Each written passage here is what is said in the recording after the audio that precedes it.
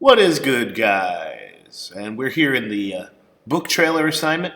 And we're going to use our desktop here a little bit to facilitate our project. We're going to move our web window aside and right click on the empty desktop to get a new folder. So this is where we're going to store all of our photos for the project. You're going to click inside the name and rename it and just put it off to the side while we go to a search for images relating to our book. So we've got the book called The Fourth Stall. And in Google, we're going to select images and then tools and then size large. And we're going to grab the book cover here, right click on it and choose Save Image As. And we're going to direct our save to the desktop and then to the Greg's Fourth Stall folder that we just created. So it's really important to direct your saves all to that folder. The next save we do will go directly to that folder.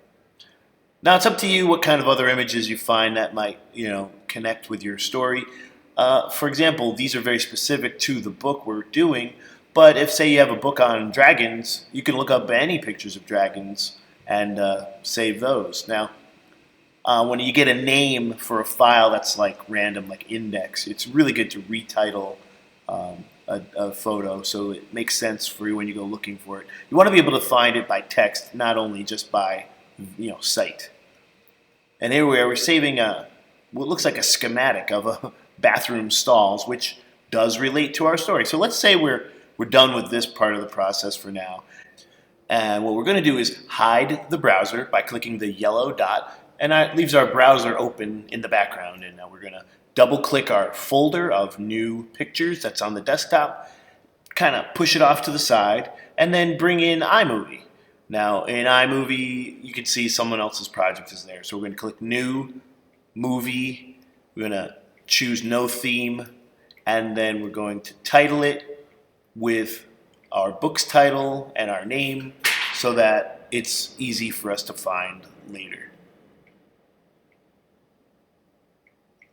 So now we have our open blank project. We're going to push iMovie's window over to the side, and we're going to go to our window of pictures. We're going to just select the first picture, which is the cover, drag and drop it in there, and immediately you'll notice it does this kind of zoom over the image. So what we want to do is click on the blue crosshairs at the top there. It's a cropping tool. And we chose Fit from that menu, and that makes the whole thing stay fully on the page. But if we want to be a little creative, we could do a little Ken Burns zoom.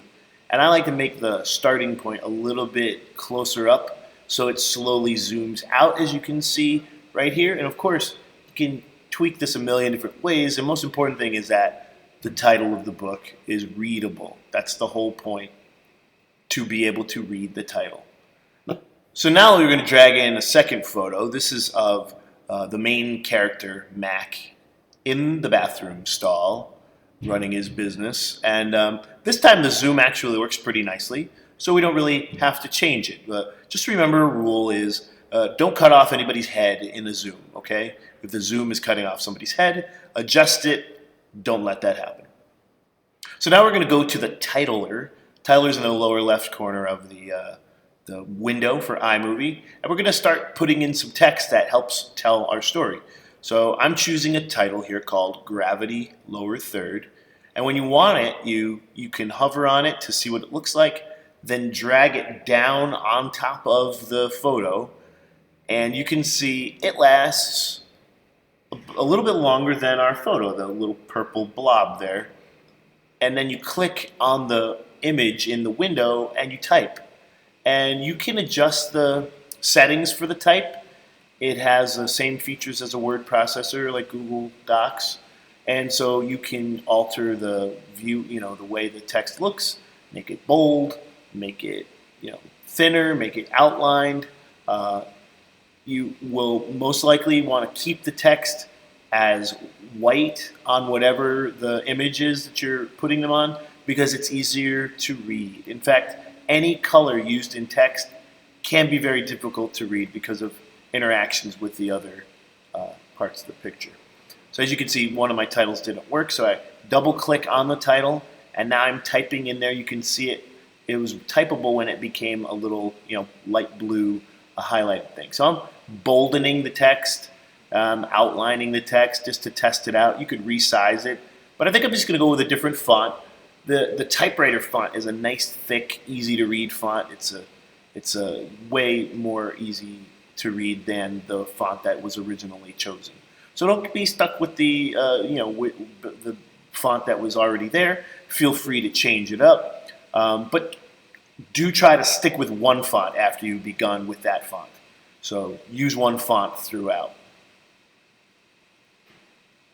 And I'm also going to extend the photo so the text can be up there longer, because we want it to be able to be read by people watching. Again, there's no point in putting text on the screen if it flashes up and down off the screen so fast that the audience can't even read it.